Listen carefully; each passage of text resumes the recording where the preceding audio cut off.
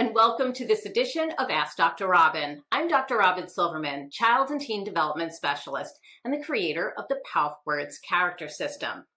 Today's question comes from Lucy near Toronto, Ontario, who writes, Dear Dr. Robyn, plain and simple, I want my child to be able to do more things on his own.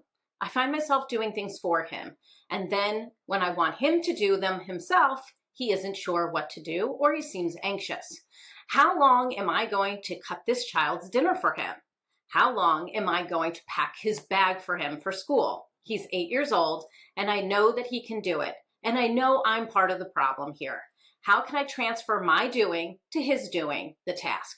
Great question, Lucy, and one that so many parents and caregivers can relate to. It's often faster, easier, and less messy to do things ourselves. We know where everything goes, we know how to get it done quickly, and sometimes we step in because we love our kids and we don't want them to struggle. But if we want our children to become self-reliant, we need to give them real opportunities to practice independence.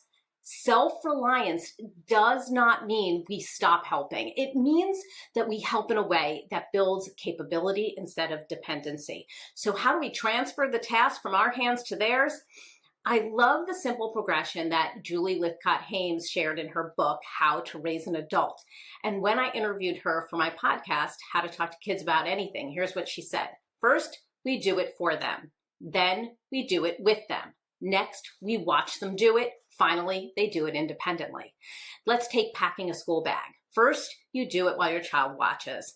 Then they're showing them where their homework goes, where their lunchbox goes, their folder. You might even make a simple checklist. Next, you do it together. Maybe your child puts in the folder while you check the lunchbox. You can ask, what else goes in that bag? Or where does this belong? Then watch your child do it.